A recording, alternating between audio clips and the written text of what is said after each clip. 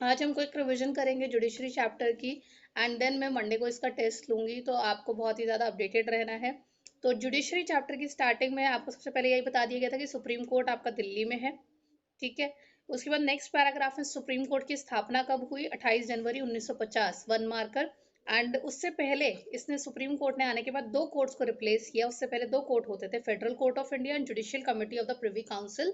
ये भी 1 मार्क में आ सकता है। देन नेक्स्ट पेज पे आएंगे हम। सुप्रीम कोर्ट जब अपना अस्तित्व बना था, सुप्रीम कोर्ट का जो है फाउंडेशन हुआ था, फाउंडिंग ईयर के अंदर जो उसकी फाउंडेशन टाइम था, उस टाइम पे जो उसका कॉम्पोजिशन था वो था चीफ जस्टिस प्लस 7 जजेस। तो सीजेआई प्लस 7 जजेस, मतलब टोटल 8 जजेस थे। फिर parliament, who has the power to increase the number of जजेस, इज पार्लियामेंट। ये 1 मार्कर में याद रखना। पार्लियामेंट के पास पावर है जजेस को इंक्रीज करने की। एंड प्रेजेंटली जो इसकी टोटल स्ट्रेंथ है 31 जजेस की, इंक्लूडिंग सीजेआई, मतलब 30+1। अगर आपकी बुक में अपडेटेड हो चुका है 34 वाला तो लिखना, अगर बुक में अपडेटेड नहीं है और 30+1 का ही डेटा आ रहा है तो 31 जजेस का ही आ रहा है तो 31 जजेस ही लिखना, ठीक है। वैसे 34 हो चुका है, बट आपकी बुक में जो है आपको वही फॉलो करना है। फिर हम हाई कोर्ट पे आते हैं। 24 हाई कोर्ट है फिलहाल हिंदुस्तान में। 4 हाई कोर्ट थे जो हिंदुस्तान के सबसे पहले हाई कोर्ट्स थे। ये 1 मार्कर आ जाएगा, मद्रास, बॉम्बे, कलकत्ता और इलाहाबाद, ठीक है। देन हमारा डिस्ट्रिक्ट कोर्ट और सबॉर्डिनेट कोर्ट की बात होती है। लोअर कोर्ट्स को हम डिस्ट्रिक्ट और सबॉर्डिनेट कोर्ट कहते हैं। एंड ये जो डिस्ट्रिक्ट और सबॉर्डिनेट कोर्ट्स होते हैं, ये भी आगे फर्दर डिवाइडेड है हमारे डिस्ट्रिक्ट और सेशन जज के अंदर, ठीक है। डिस्ट्रिक्ट जज वो जज होता है जो सिविल केसेस को हैंडल करता है, सेशन जज वो जज होता है जो क्रिमिनल केसेस को हैंडल करता है। डिस्ट्रिक्ट जज को आप मेट्रोपॉलिटन सेशन जज भी कहते हो। डिस्ट्रिक्ट जज का दूसरा नाम है मेट्रोपॉलिटन सेशन जज। अगर वो मेट्रोपॉलिटन एरिया के अंदर बैठ रहा है आपका सिविल केसेस पे भी, तो यहाँ पे सेशन वर्ड पे कंफ्यूज मत होना। खाली सेशन जज है तो वो क्रिमिनल केस है, बट अगर मेट्रोपॉलिटन सेशन जज है तो वो आपका सिविल केस है, ये याद रखना, ठीक है। देन डिस्ट्रिक्ट जज के साथ एडिशनल डिस्ट्रिक्ट जजेस भी हो सकते हैं। देन इसके अंदर इन्होंने इनकी सीनियोरिटी बताई हुई है, इसका हमने फ्लो चार्ट बनाया था, वो फ्लो चार्ट याद रखना कि इसके अंदर आपका होता है on the civil side the subordinate court below the district court include. सबसे पहले आपका सबसे छोटे लेवल पे मैं नीचे से ऊपर स्टार्ट करूंगी। जूनियर सिविल जज, उसके ऊपर प्रिंसिपल जूनियर, उसके ऊपर होता है सीनियर सिविल जज कोर्ट, उसके ऊपर आपका होता है डिस्ट्रिक्ट कोर्ट, नहीं सबॉर्डिनेट कोर्ट, उसके बाद आपका होता है डिस्ट्रिक्ट कोर्ट। इसका फ्लो चार्ट हमने बनाया था, उसको फॉलो कर लेना। देन आपके वैसे ही सबॉर्डिनेट कोर्ट जो आपके क्रिमिनल साइड पे हैं उनका भी हमने फॉर्मेशन किया था। उसके अंदर आपका सबसे लोएस्ट होता है आपका सेकेंड क्लास, उसके ऊपर होता है फर्स्ट क्लास, उसके ऊपर होता है chief judicial magistrate court. And then आपके जो है डिस्ट्रिक्ट कोर्ट आते हैं, सेशन जज जो होते हैं। इसके अलावा सबसे लोएस्ट कोर्ट 1 मार्क में याद रखना, मुंसिफ कोर्ट होते हैं। ये आपके सिविल कोर्ट्स की तरह होते हैं, सिविल नेचर के केसेस लेते हैं। इनके ऊपर पेक्यूनरी लिमिट्स होती है। पेक्यूनरी होता है फाइनेंशियल लिमिट्स, 5,000 रुपए तक का केस, 1,000 रुपए तक का केस यहाँ पे जाएगा, ठीक है। जनरली 5,000 तक का होता है। नीचे बॉक्स है, ग्रुप ऑफ जजेस को बेंच कहते हैं और लॉयर्स को, लॉयर्स जो होते हैं मेंबर ऑफ बार होते हैं। तो बार और बेंच का डिफरेंस याद रखना। किसी एक केस को निपटाने के लिए 4 या 5 जजेस बैठे इकट्ठे डिस्कशन के लिए, उसे बेंच बोलेंगे। और जहाँ पे जो इनका रजिस्ट्रेशन का एसोसिएशन होता है, जहाँ ये रजिस्टर करते हैं सारे लॉयर्स, उसे बार कहते हैं। तो 1 मार्कर में ये डिफरेंस आपको याद रखना है। डिवीजन बेंच के अंदर आपके 2 से 3 जजेस भी हो सकते हैं, 5 से ज़्यादा, और कॉन्स्टिट्यूशनल बेंच के अंदर 5 से ज़्यादा जज हो सकते हैं, ये याद रखना। डिवीजन मतलब मोर लाइक डिस्ट्रिक्ट, तो उसके अंदर 2 से 3 जजेस बैठेंगे। और कॉन्स्टिट्यूशनल बेंच, कॉन्स्टिट्यूशन रिलेटेड कोई आपका जो है अमेंडमेंट है या कुछ है, तो 5 से ज़्यादा जजेस बैठेंगे, 13 जजेस तक बैठ सकते हैं। ट्रिब्यूनल्स, ट्रिब्यूनल्स यही हैं कि आपके नॉर्मल कोर्ट के अलावा उनके सपोर्टिंग रोल में जो कोर्ट्स बनाए गए हैं उन्हें ट्रिब्यूनल्स बोला जाता है। ये एफिशिएंसी बढ़ाने के लिए होते हैं, कोर्ट्स का बर्डन रिड्यूस करने के लिए होते हैं। कैट, कैट एग्जैक्टली किस लिए होता है बताओ मुझे, कैट किस लिए होता है, ठीक है। और सैट, ठीक है। टेलीकॉम का रेगुलेटर कौन है और ट्रिब्यूनल कौन है टेलीकॉम इंडस्ट्री का?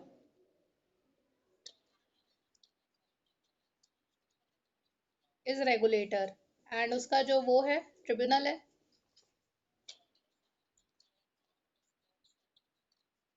यहाँ से क्वेश्चन आ सकता है टेलीकॉम इंडस्ट्री वाला। ठीक है, एनवायरमेंटल इशू के लिए एनजीटी। इतना समझ में आया? जो रेगुलेटर होता है, रेगुलेटर हमेशा याद रखना, रेगुलेटर जो है वो लॉ मेकिंग का, पॉलिसी मेकिंग का काम करता है, और ट्रिब्यूनल जो है वो जो भी आपके प्रॉब्लम्स होती हैं, जो भी आपके केसेस होते हैं, जो भी आपके क्या बोलेंगे इसको, केसेस ही बोलेंगे, सॉल्व करवाने का काम करता है। देन हमारा लेटेस्ट पॉन्डर हो गया है salient features of Indian judiciary. मतलब मुझे एक गिलास पानी दोगे? दवाई ले लेती हूँ। पक्का।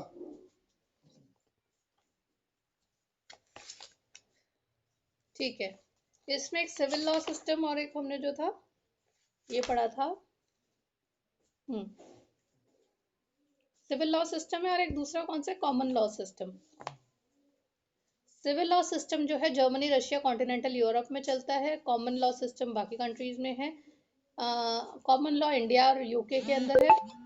कॉमन लॉ के the judiciary can make laws through judicial decision of court. However, under civil law, only the legislature or executive has the power to create laws. एक सेकेंड।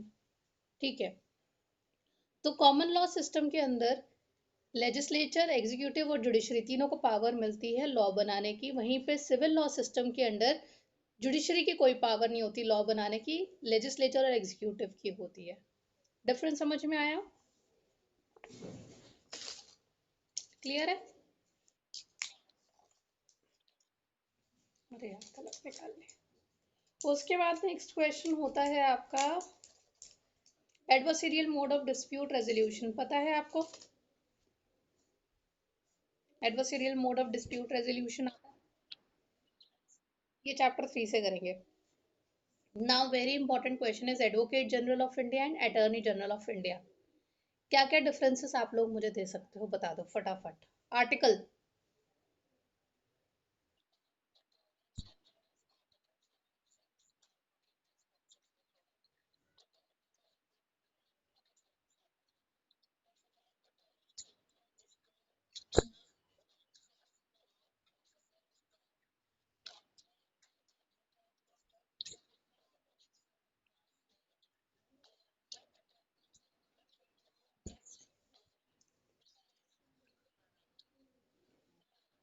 अच्छा मुझे नाम बताते रहना, मुझे बताते रहना।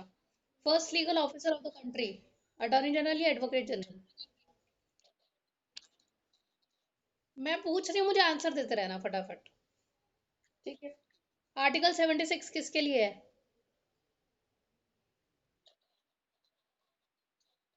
ठीक है, प्रेसिडेंट के अंडर कौन आएगा, अटॉर्नी जनरल या एडवोकेट जनरल? ठीक है, जज ऑफ सुप्रीम कोर्ट वाली इक्वल क्वालिफिकेशन किसको चाहिए, अटॉर्नी जनरल या एडवोकेट जनरल? ठीक है, देन स्टेट को एडवाइस देता है अटॉर्नी जनरल या गवर्नमेंट ऑफ इंडिया को एडवाइस देता है लीगल मैटर्स में?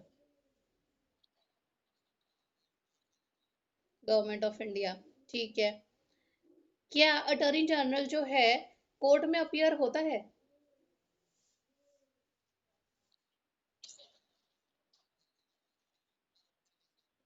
उस राइट को क्या बोलते हैं, right to appear, right to audience? Parliament की प्रोसीडिंग में जाता है, उसे राइट टू वोट होता है? नहीं होता है। ठीक है, अटॉर्नी जनरल के अंडर उसको सपोर्ट करने के लिए और कौन से बंदे होते हैं? सॉलिसिटर जनरल का, मेरे को पूछना तो देते। ठीक है, दोनों कॉन्स्टिट्यूशनल मेंशन नहीं है। ओके, देन हमारा जो एडवोकेट जनरल है उसका आर्टिकल है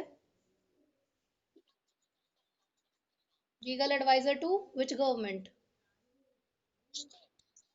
स्टेट गवर्नमेंट। ठीक है, इसकी अपॉइंटमेंट किसके अंडर होती है? ठीक है,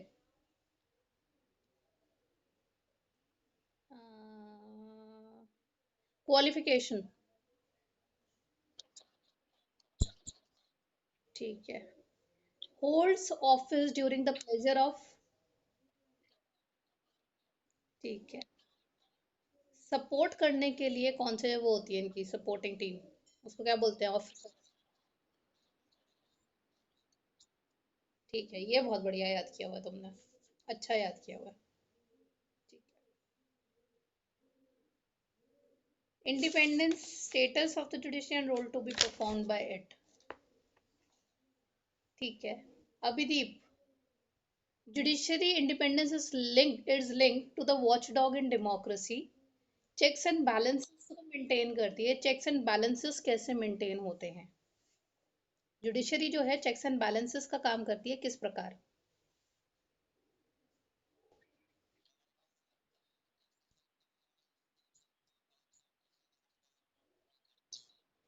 ठीक है।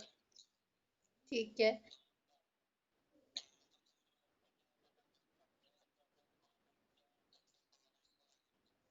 ठीक है। तो एक एग्जाम्पल इन्होंने कोट किया हुआ है कि हिंदुस्तान की पुलिस के पास बहुत पावर होती है कि वो किसी को मार पीट के उसके मुंह से उसके क्राइम का या फिर गुनाह कबूल करवा देते हैं। इसके बिहाफ में इस चीज को रोकने के लिए कि पुलिस कहीं अपनी पावर का मिसयूज ना करे, इन्होंने कौन सी एक वो निकाली है, कौन सा रूल निकाला हुआ है, कौन इसने जुडिशरी ने।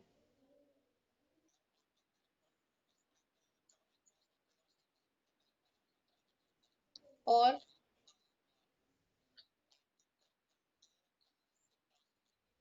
ठीक है, और वो क्या बोलता है, no person accused of any offence shall be compelled to be a witness against. इसका क्या मतलब होता है। अगर मैं अपने खिलाफ गवाही नहीं देना चाहूँ तो क्या आप मुझे मार पीट के मेरे मुंह से गवाही निकलवा सकते हो। ठीक। नेक्स्ट। हाँ, क्या कह रहे हो।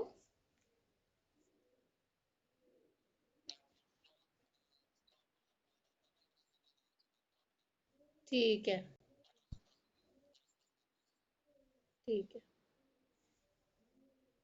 नेक्स्ट है हमारा, देन हमारे कुछ फंडामेंटल राइट होते हैं, जैसे कि freedom to speak in public और पीसफुली असेंबल, ये सब चीज़ें जो होती हैं। एंड ठीक है, इसके अंदर कुछ नहीं है। Then third, judiciary act as an guardian of fundamental rights. Civil and political rights बताओ कनिका।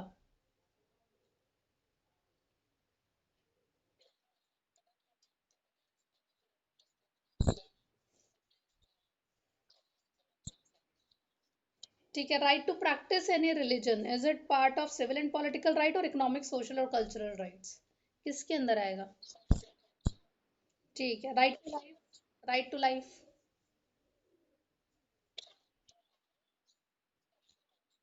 ये सिविल पॉलिटिकल का है।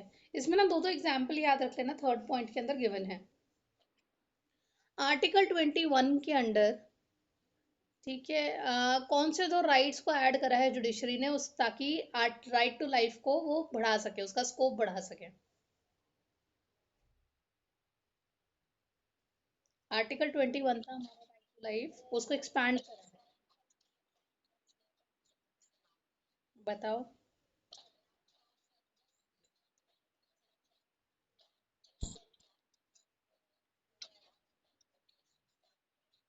हम्म,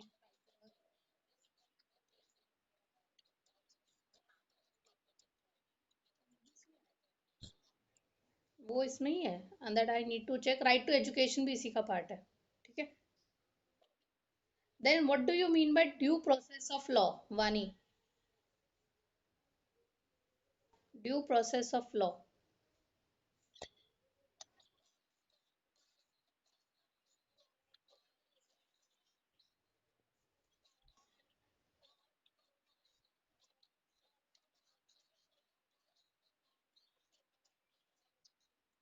जुकाम हो गया क्या।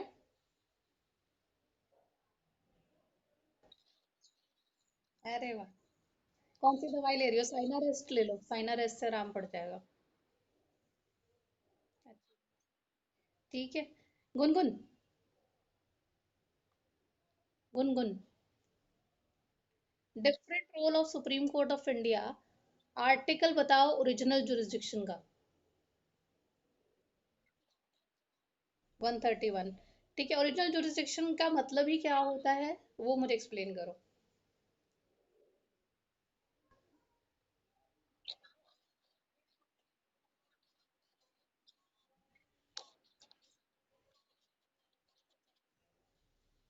और किस किस का झगड़ा जो है, किस किस का झगड़ा डायरेक्टली सुप्रीम कोर्ट में जाएगा, किसी और कोर्ट में नहीं जाएगा?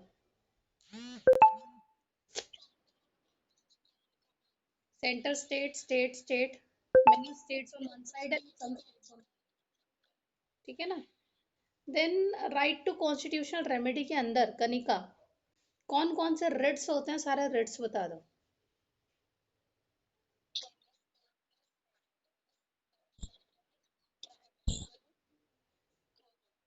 ठीक है, इनका एक्सप्लेनेशन आ जाएगा। अभिदीप, एपिलेट जुरिस्डिक्शन क्या होता है?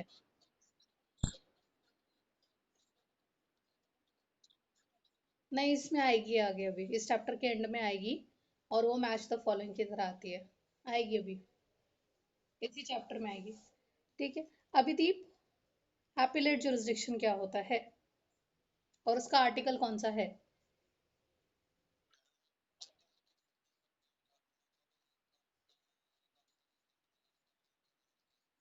तो क्या सुप्रीम कोर्ट जो है सारे के सारे जो इतनी भी अपील आई है उसको एक्सेप्ट कर लेता है या नहीं करता है?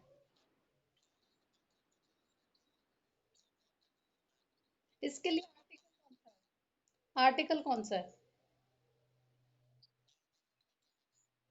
ठीक है, आर्टिकल 143 किसके लिए है वानी?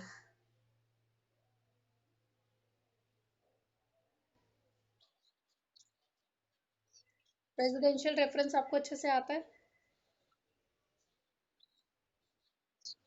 ठीक है, अगर प्रेसिडेंट ने किसी चीज में एडवाइस मांगी है सुप्रीम कोर्ट की, जुडिशरी की, तो क्या जुडिशरी को जबरदस्त, मतलब कि जुडिशरी को कंपलसरी है एडवाइस देना कि नहीं? ठीक है, और जुडिशरी ने चलो एडवाइस दे दी, ठीक है, कंपलसरी नहीं है, पर उसने एडवाइस दे दी, तो क्या प्रेसिडेंट को मानना पड़ेगा उसका एडवाइस या अपनी मर्जी चला सकता है? अपनी मर्जी चला सकता है। गुनगुन, लोकस स्टैंडी क्या होता है?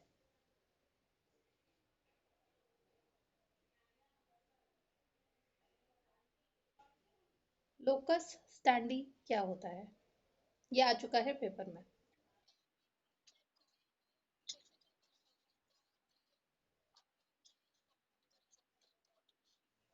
लोकस स्टैंडी पहले होता था, जिसका केस है उसको अपियर होना होगा, इसको रिलैक्स कर दिया गया है। लोकस स्टैंडी पहले स्ट्रिक्ट होता था, अब उसको रिलैक्स कर दिया गया है। अब आप नहीं भी आ रहे तो थ्रू लेटर्स, ठीक है, किसी और का कोई और आपके बिहाफ पे आके इस तरह भी केस हो सकता है। पहले लोकस स्टैंडी का मतलब था कि आपका केस है, आपको आना ही पड़ेगा, सामने खड़े होना पड़ेगा। ठीक है, जनहित याचिका किसका दूसरा नाम है गुनगुन? पीआईएल का दूसरा नाम है। सबसे पहले पीआईएल का केस कौन सा डला था कनिका?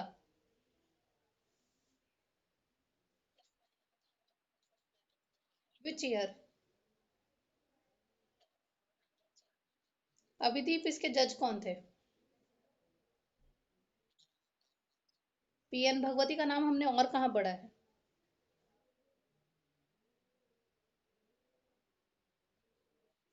पीएन भगवती का नाम किस, नहीं, पीएन भगवती का नाम हमने जो है चैप्टर नंबर 6 में पढ़ा था, फ्री लीगल एड। ठीक है, तो हमारे देश में फ्री लीगल एड की स्थापना जस्टिस पीएन भगवती के अंडर ही हुई थी। ठीक है, तो बहुत सारे जो है इसके अंदर केसेस दिए गए हैं। करेक्टरिस्टिक्स ऑफ पीआईएल बताओ फटाफट, बताओ अभिदीप। पहला, नॉन एडवर्सरियल लिटिगेशन है, इसका क्या मतलब है? ठीक है, प्रोएक्टिव रोल ऑफ जजेस टुवर्ड्स अ सोशल चेंज, किसी एक की तरफ थोड़ा सा ज्यादा टिल्टेड रहेंगे उसके फायदे के लिए, न्यूट्रल नहीं होंगे, किसी एक का थोड़ा सा साइड ज्यादा लेंगे। Second, Vani, PIL are based on tenets of citizen standing and representative standing, इसका क्या मतलब है?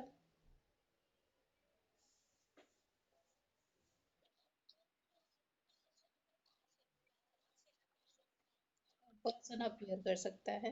गुनगुन, PIL जो है कॉन्स्टिट्यूशन के कौन से पार्ट को ज्यादा सपोर्ट करता है? Preamble, fundamental right, DPSP, fundamental duties. DPSP, directive principles. दो दे आर नॉट एनफोर्सिएबल, पर PIL के थ्रू हमने उनको करवाया है। ठीक है। एंड इनटू द डोमेन, हाँ, डायरेक्टिव प्रिंसिपल्स को FR में कन्वर्ट करवाने की कोशिश करी गई है। ठीक है। वॉचडॉग एजेंसी है, किस तरह से PIL जो है वो काफी सारे सोशल इंस्टीट्यूशन की क्वालिटी को इम्प्रूव कर रहा है? गुनगुन ये बताओ।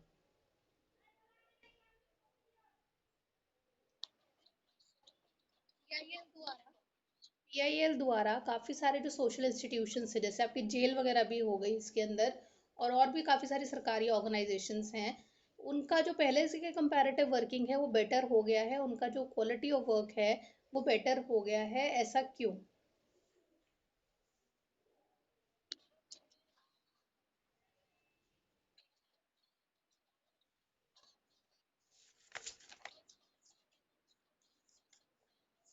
ठीक है, अगर मैं तुम्हारे साथ ढंग से ट्रीट नहीं करूंगी, मैं एक जेल हूँ, मेरे यहाँ पे कैदी रहते हैं, और अगर मैं ठीक से ट्रीट नहीं करूंगी तो क्या पावर है आप लोगों के पास? आप क्या कर सकते हो? केस कर सकते हो और मेरा काम बंद करवा सकते हो, मुझे नौकरी से निकलवा।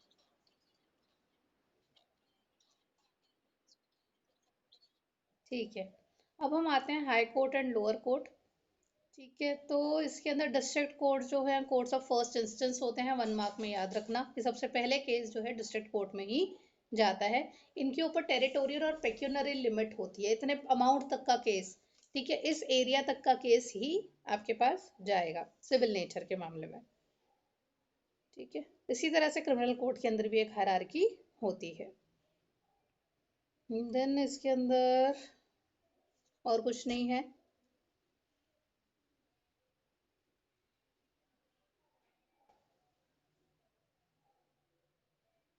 प्रोविजन रिलेटिंग टू द जजेस, यहाँ पे हम आते हैं हाई कोर्ट के जज की रिटायरमेंट एज और सुप्रीम कोर्ट के जज की रिटायरमेंट एज क्या क्या है?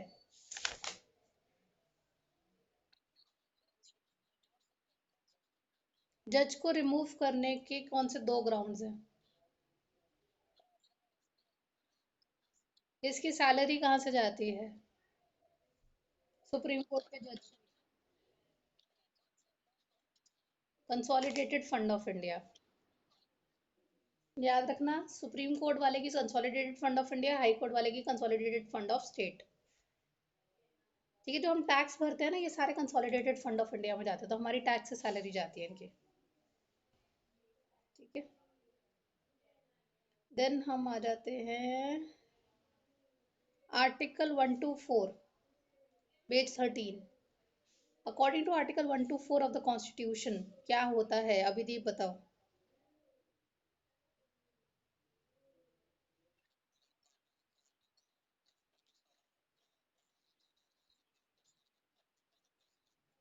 आफ्टर,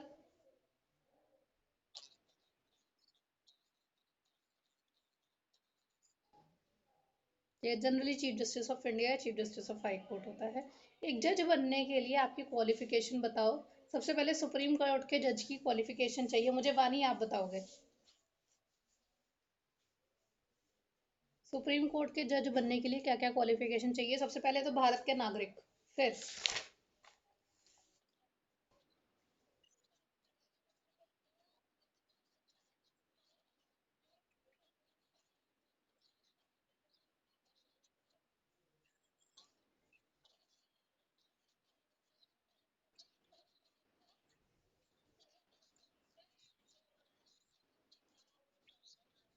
ठीक है, तो 5 साल एज अ जज हो सकते हैं किसी भी हाई कोर्ट के अंदर, या फिर 10 साल एज अ वकील, ये चाहिए हाई कोर्ट या सुप्रीम कोर्ट के अंदर, या फिर बहुत ही बढ़िया जूरिस्ट हो। ठीक है, ये था हमारा article 124 supreme court of India के लिए। आर्टिकल 217 जो है वो स्टेट के लिए, जो chief justice of high court के लिए हम बात कर रहे हैं, मतलब हाई कोर्ट के जजेस के लिए बात कर रहे हैं। अगर आपको हाई कोर्ट का जज बनना है तो आर्टिकल 217 लगेगा। गुनगुन उसकी क्वालिफिकेशन बताओ।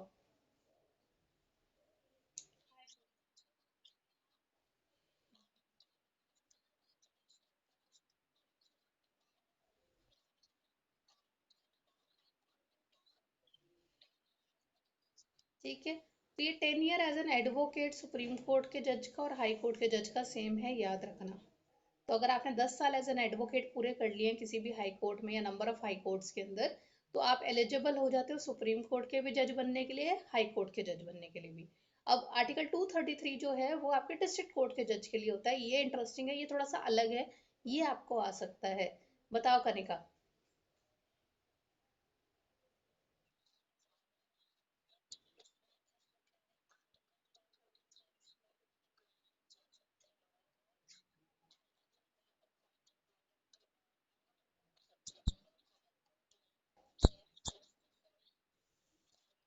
हम्म,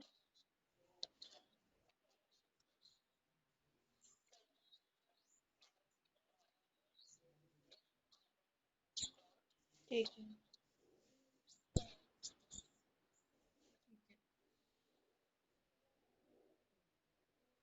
इसमें कुछ और भी देखना था मुझे। ठीक है।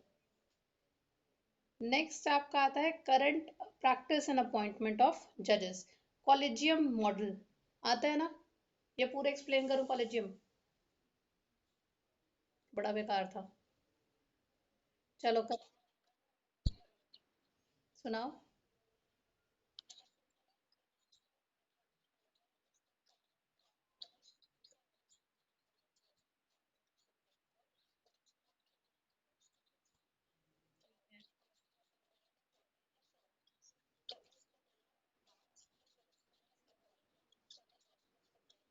हम्म,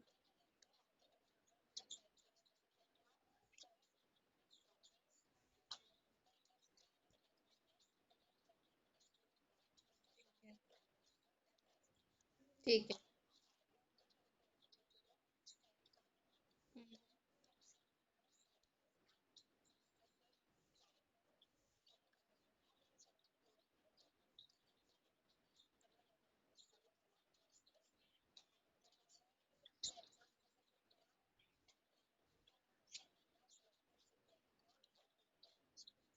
ठीक है।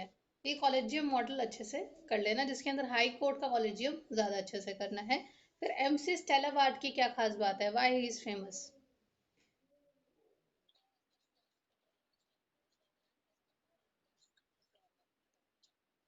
ठीक है। थ्री जजेस केस जो है किसके लिए फेमस है, अभिदीप?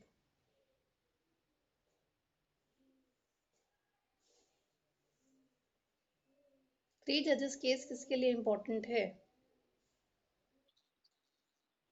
कॉलेजियम मॉडल कहता है कि देयर इज सम, कि जजेस की अपॉइंटमेंट में एग्जीक्यूटिव का भी कुछ रोल है और जुडिशरी का भी रोल है। अब तुम मुझे थ्री जजेस केस बताओ, तीनों।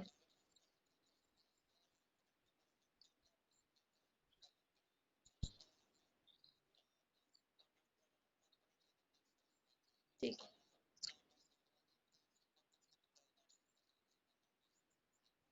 ठीक है।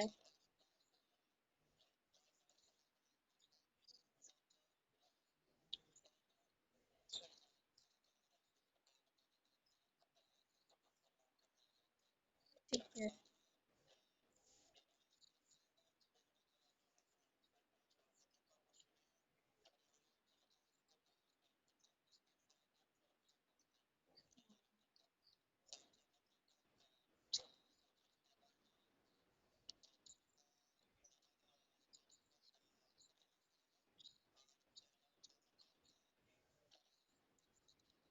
तो इतना क्लैरिटी नहीं थी सेकंड के लिए, उसके लिए फिर आया थर्ड जजेस केस।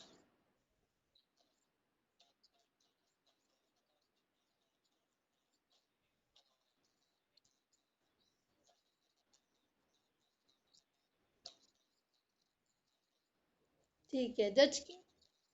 हाँ हाँ हाँ, पढ़ो।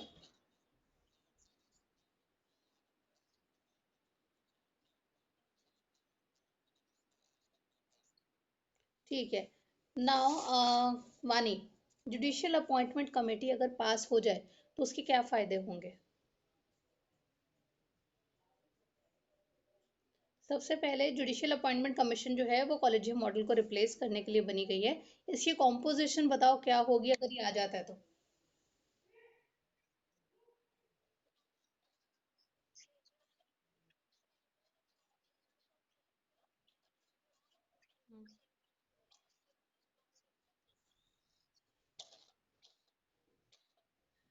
तुम्हें दिक,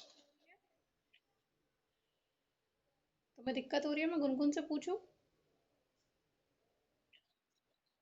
ठीक है। गुनगुन, ध्यान रखो वानी। गुनगुन, बिल जो है आ जाता है तो उसका क्या फायदा होगा?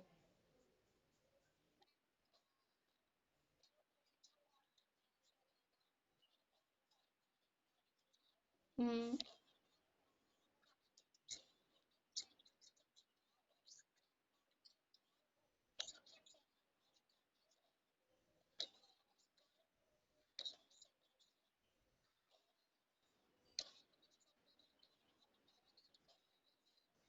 इतने सारे लोग होंगे, उसका फायदा क्या होगा?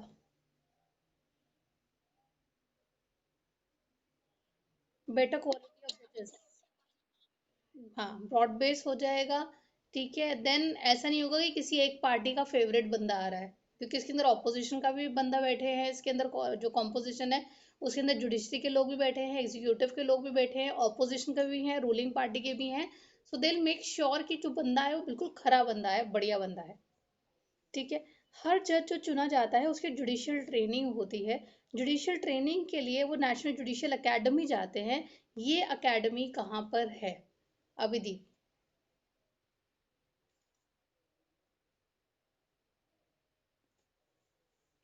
National judicial academy. National judicial academy कहाँ पर है? ठीक है, कब स्थापना हुई थी इसकी? ठीक है, यहाँ पर डिस्ट्रिक्ट कोर्ट, हाई कोर्ट और सुप्रीम कोर्ट तीनों के जजेस जाते हैं, करेक्ट और इनकरेक्ट?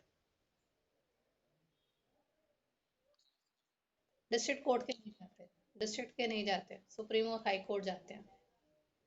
ठीक है। रजिस्टर्ड ऑफिस इसका कहाँ पर है?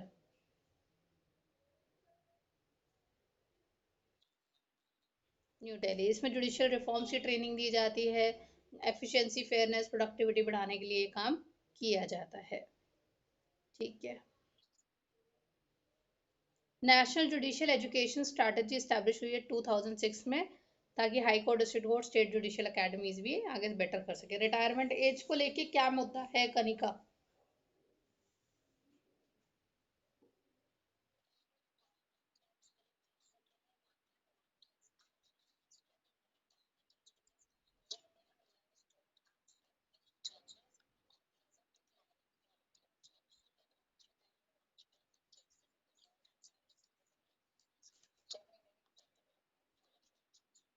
कौन सी कमेटी बनी है इसके लिए?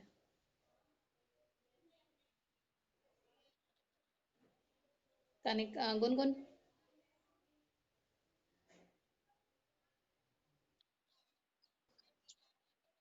वेंकट चलिया कमेटी, इसको लिख लेना वन मार्कर में कहीं पे, सारी कमेटीज लिखते चले जाओ।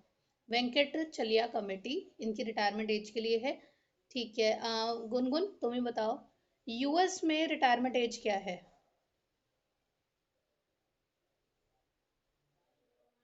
सुप्रीम कोर्ट में कोई रिटायरमेंट एज नहीं है।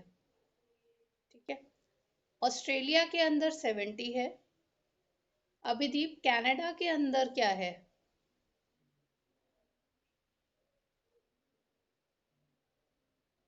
अभिदीप, कनाडा की रिटायरमेंट एज क्या है जजेस की? यूके की भी 75 है। साउथ अफ्रीका की?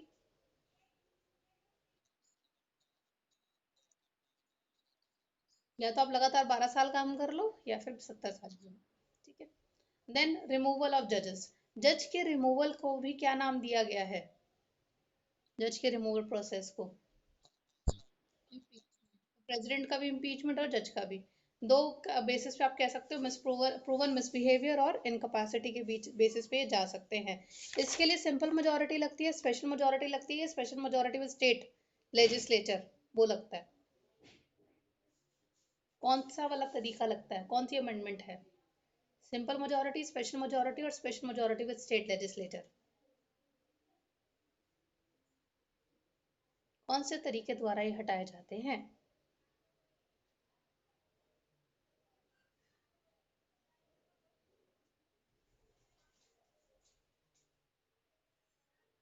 स्पेशल मेजोरिटी होती है दोनों हाउसेस में। इम्पीचमेंट प्रोसेस है आर्टिकल 1 to 4 सब क्लॉज 4। अब अगर हमें इम्पीचमेंट प्रोसेस स्टार्ट करना है तो हमें लोकसभा के कितने एमपीज का साइन चाहिए इनिशियली, और राज्यसभा के कितने एमपीज का साइन चाहिए?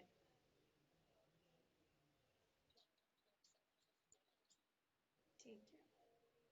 आज तक कौन से जज के अगेंस्ट इम्पीचमेंट प्रोसेस आया है और किस बेसिस पे आया है?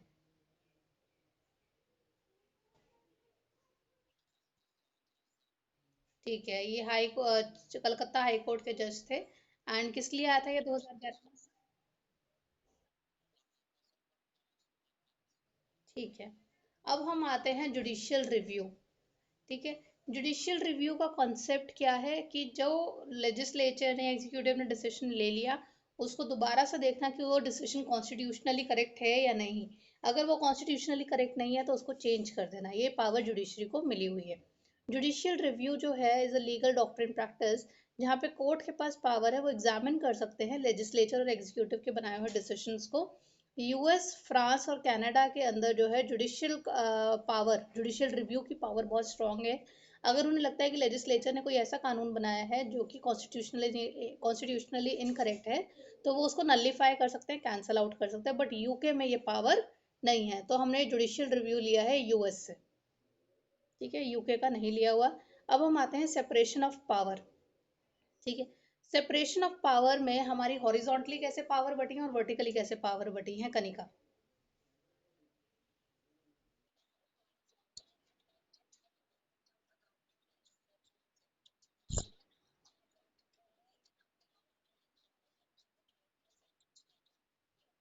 What is the benefit of horizontal distribution of power?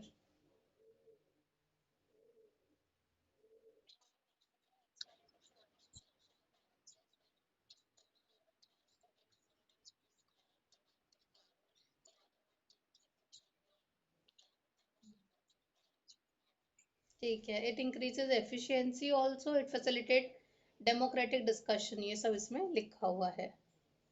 ठीक है, बेनिफिट्स पूछे हुए हैं। देन आपका जो है वर्टिकली कैसे पावर बटी हुई है?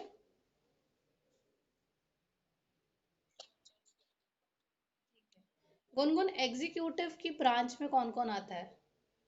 एग्जीक्यूटिव में कौन कौन लोग आते हैं मुझे ये बताओ, लेजिस्लेटिव में कौन आते हैं और जुडिशरी में कौन आते हैं?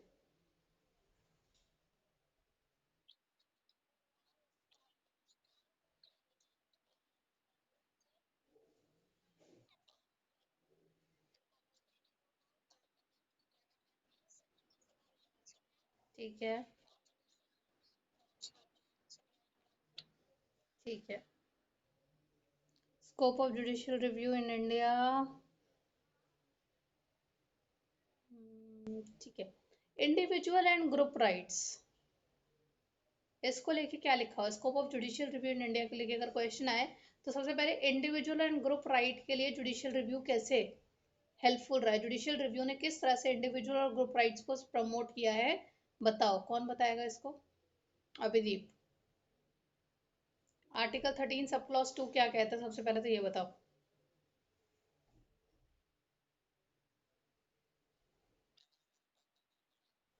आर्टिकल 13 सब क्लॉज 2 कहता है कि हिंदुस्तान में कोई भी आप ऐसा कानून नहीं बना सकते, लेजिस्लेटिव, एग्जीक्यूटिव या जुडिशरी, जो कि पार्ट 3 ऑफ कॉन्स्टिट्यूशन उसके अगेंस्ट जाता हो। पार्ट 3 हमारा फंडामेंटल राइट है, तो आप कोई भी ऐसा कानून नहीं बना सकते जो कि हमारे फंडामेंटल राइट्स को खत्म कर दे।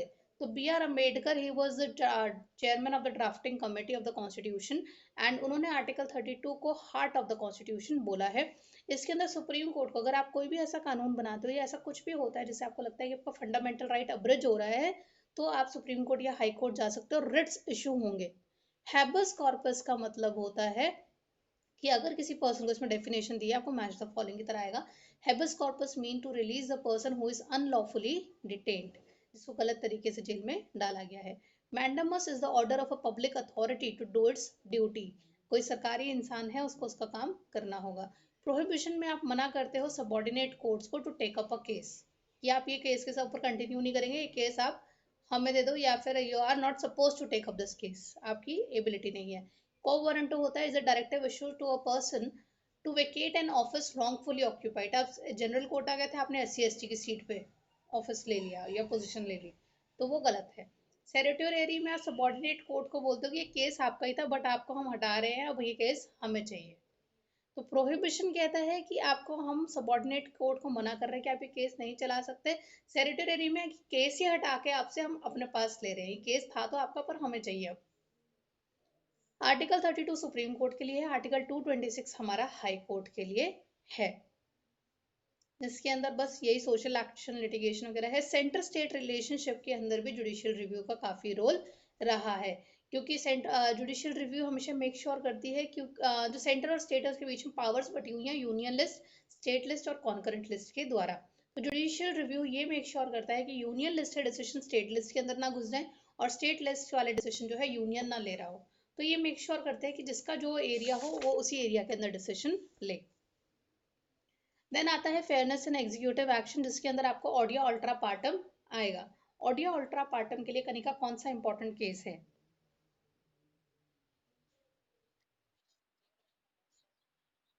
Maneka Gandhi versus union of India, जिसका मतलब होता है listen to the other side. ये एग्जैक्टली केस क्या था?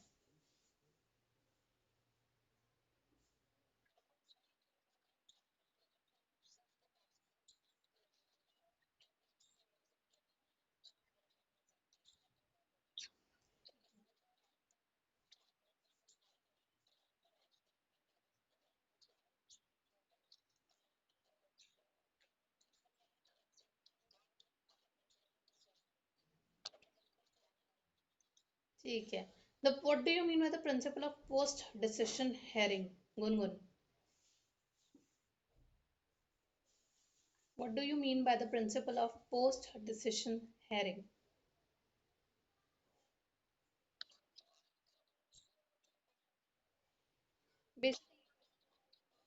हाँ, कि आप जो है नॉट एग्जैक्टली फाइनल जजमेंट, कि आपको पहले अगर मौका नहीं दिया जा रहा है तो बाद में आप अपनी बात सामने रख सकते हो, या आपका बोलने का मौका पूरी तरह से कभी भी नहीं छीना जाएगा। प्रिंसिपल ऑफ रीजनेबलनेस क्या होता है? Principle of reasonableness, page 22, principle of reasonableness. Principle of reasonableness ये होता है कि अगर स्टेट एक्ट, अगर स्टेट जो है भारत की सरकार है, अगर वो कोई भी डिसीजन ले रही है, कोई भी कॉन्ट्रैक्ट कर रही है, किसी भी पॉलिसी मतलब कि उसमें एग्रीमेंट में जा रही है, उसका मेजर मोटिव जो है पब्लिक वेलफेयर, पब्लिक गुड होना चाहिए। प्राइवेट मोटिव, प्राइवेट प्रॉफिट नहीं होना चाहिए। ये है प्रिंसिपल ऑफ रीजनेबलनेस। उसके बाद आता है प्रिंसिपल ऑफ प्रोपोर्शनैलिटी। इसका मतलब ये है कि पनिशमेंट जो है गुनाह के अकॉर्डिंगली होनी चाहिए। अगर आपकी जो गुनाह है वो छोटा है तो पनिशमेंट भी छोटी होनी चाहिए, गुनाह बड़ा है तो पनिशमेंट भी बड़ी होनी चाहिए, उसका इररिस्पेक्टिव या फिर अनइक्वल आपका पनिशमेंट नहीं होना चाहिए। देन बेसिक स्ट्रक्चर भी जो है वो भी बहुत इंपॉर्टेंट है जुडिशियल रिव्यू के कॉन्सेप्ट में। आर्टिकल 368 अमेंडिंग पावर जो पार्लियामेंट की थी, उसके अंडर रहते हुए पार्लियामेंट वाले, लोकसभा और राज्यसभा वाले कॉन्स्टिट्यूशन की बैंड बजा के रखते थे। कभी ये चेंजेस लिया है, कभी वो चेंजेस लिया है। देन हमारा जो है 1976 में आर्टिकल 42 आया, जिसने पूरा कॉन्स्टिट्यूशन को काफ़ी हद तक बदल के रख दिया। तो फाइनली जो है 1971 के अंदर ये सब बात बोली गई थी, बेसिक स्ट्रक्चर की फॉर्मेशन की बात करी गई थी, जिसके अंदर ये क्लियरली बोल दिया गया था। सबसे पहले तो आर्टिकल 13 जो सब क्लॉज 2 है कि आप कोई भी ऐसा रूल नहीं बनाओगे जो फंडामेंटल राइट को ब्रिज कर दे। और फिर आर्टिकल 36 368 के अंदर भी बेसिक स्ट्रक्चर को इंट्रोड्यूस किया गया था Kesavananda Bharati versus state of Kerala के केस में, जिसमें उन्होंने जो है पार्लियामेंट की अमेंडिंग पावर्स थी उसको थोड़ा सा कम करा था, और बोला था कि आप कुछ भी बदल दो पर आप बेसिक स्ट्रक्चर को चेंज नहीं कर सकते। बेसिक स्ट्रक्चर में किस तरह की चीज़ें आएंगी, जैसे कि सेक्युलरिज्म, डेमोक्रेसी, फेडरलिज्म, ये सब चीज़ें कभी भी चेंज आप नहीं कर सकते। इसके अलावा आप चेंजेस कर सकते हो। तो जुडिशियल रिव्यू कहीं ना कहीं लोगों को सेफ गार्ड करने के लिए, हमारे राइट्स को सेफ गार्ड करने के लिए बहुत इंपॉर्टेंट होता है। इतना समझ में आया? इतना ठीक है। इस चैप्टर को आप लोग रिवाइज करेंगे, मंडे को एक टेस्ट होगा, रिटन टेस्ट होगा ऑनलाइन वीडियो ऑन करके। ठीक है।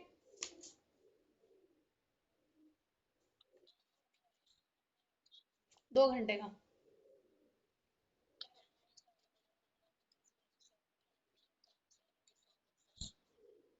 तो 1 से 3 रख लूँ? क्यों?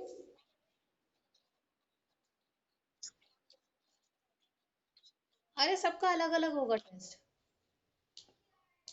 चारों के पेपर अलग बनेंगे, चारों का टेस्ट अलग होगा, चारों के टाइमिंग्स अलग होंगे। ठीक है, सैटरडे को क्या दिक्कत?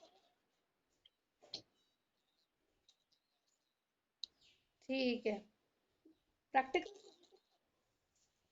मंडे को ही लूंगी। मैं देखती हूँ, तुमसे बात करती हूँ। बाकी कनिका, मुझे शाम की ऑप्शन दोगे तो कौन सा टाइम दोगे? 8:30 तो टफ हो जाएगा। चलो ठीक है, मैं तुम्हारा भी टाइम देखती हूँ। ठीक है।